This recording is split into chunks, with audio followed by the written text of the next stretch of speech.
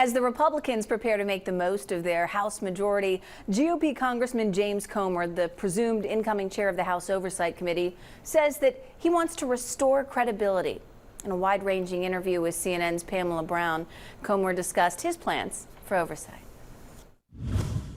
So you say you want to restore credibility of oversight. What do you say to some Republicans who don't want oversight seemingly to do this investigation? Mitt Romney came out in the Wall Street Journal with an op-ed saying Republicans need to focus on the economy, not, as he called it, pointless noise and pointless investigations. What do you say to that? I am one very small part of the Republican conference. As I've said, my committee comprises 8% of our total conference. We are in charge of investigations, and this is a major investigation for our committee in January. You've talked about the fact that Marjorie Taylor Greene will be on oversight. How do you plan to manage firebrands like her being on your committee? Well, you know, historically the committee has been a haven for a lot of the firebrands in Congress. I mean, everybody's supposed to serve on committees. And if you look at the Democrats on the committee, you have 4 of the 5 squad. Ocasio-Cortez, Tlaib, Cori Bush, Presley, they're on the Oversight Committee. Jamie Raskins, who I would consider a firebrand, he's led 2 investigations of the former president. He's on the Oversight Committee on their side. We have a lot of the Freedom Caucus. If the steering committee puts Marjorie Taylor Greene on the committee, she will be on the committee.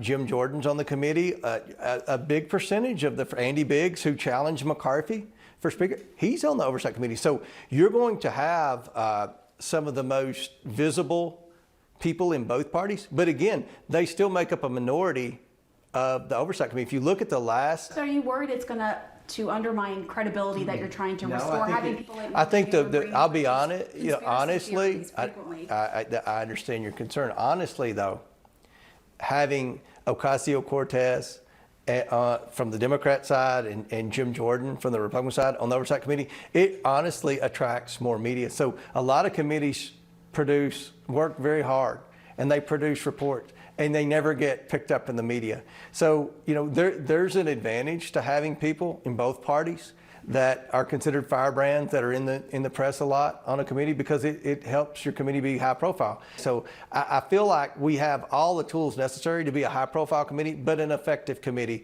And both sides have members that, you know, we have members that MSNBC can't stand, and they have members that Fox News can't stand. But in the end, you know, what I'm going to try to do as chairman is to make sure that everyone has a voice. And we should note that we did reach out to Congresswoman Marjorie Taylor Greene's office for a response, but did not hear back. Meanwhile, a new generation of House Democrats, led by New York Congressman Hakeem Jeffries, is preparing to replace House Speaker Nancy Pelosi and her leadership team in the next conference. Or earlier, Jeffries told CNN that he's confident that Democrats will remain united during their time as the minority. The majesty of the House Democratic Caucus is that we are so incredibly diverse in terms of race and gender and religion and sexual orientation, region, life experience, and even ideology. We can have some noisy conversations at times about how we can make progress for the American people. What we've seen is that under the leadership of Speaker Pelosi, Steny Hoyer, Jim Clyburn, we've constantly been able to come together time and time again. And I'm joined now by House Democratic Whip Jim Clyburn, who is right now the #3 leader in the Democratic caucus, and he's thrown his support behind Jeffries and has also announced his bid for Assistant Democratic Leader. Good evening, Congressman. Good evening. So you stepped aside from your leadership position along with Nancy Pelosi, but you clearly don't plan to retire anytime soon. So what is your #1 legislative priority for this session? My #1 priority is to continue President Biden's efforts to get this country back in its pursuit of a more perfect union, to get the families and communities throughout this country back on their feet, back flourishing again. This campaign we just had was based on a platform that we saw very successfully building America back to beyond where it was before the pandemic. And the people responded very positively to President Biden's approach. and to his agenda. And I want to see us Democrats continue that pursuit of a more perfect union, and that's tops with me. So, Congressman, you've said that you believe that this new generation of Democrats could really help your party retake the majority in 2024. President Biden turned 80 years old today. You wished him happy birthday. He is, of course, a dear friend of yours, as you say. But I have to ask, do you think that he should consider stepping aside, like Speaker Pelosi did, in order to complete this generational handoff, so to speak? Well, I don't know that you hand off generationally the presidency of the country. What you do in legislative matters is totally different from what takes place in the White House. I think that the president is doing the right thing to huddle with his family and make a decision. But let me make it clear.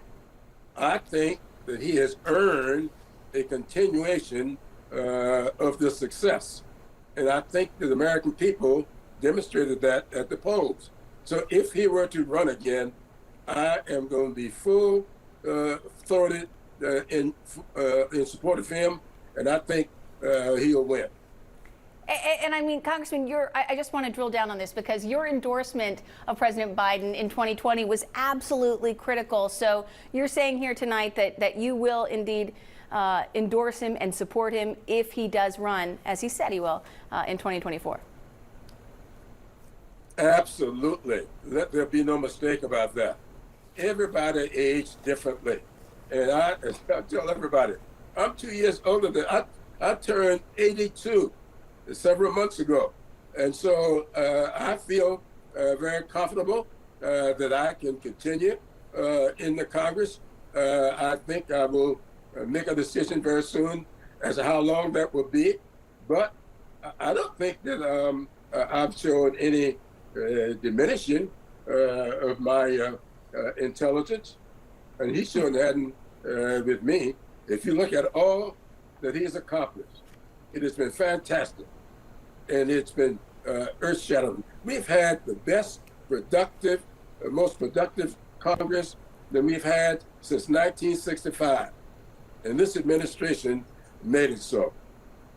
So, Congressman, I want to ask you about something that House Minority Leader Kevin McCarthy is promising to do. He's promising to remove several House Democrats from their committee assignments. Listen to this.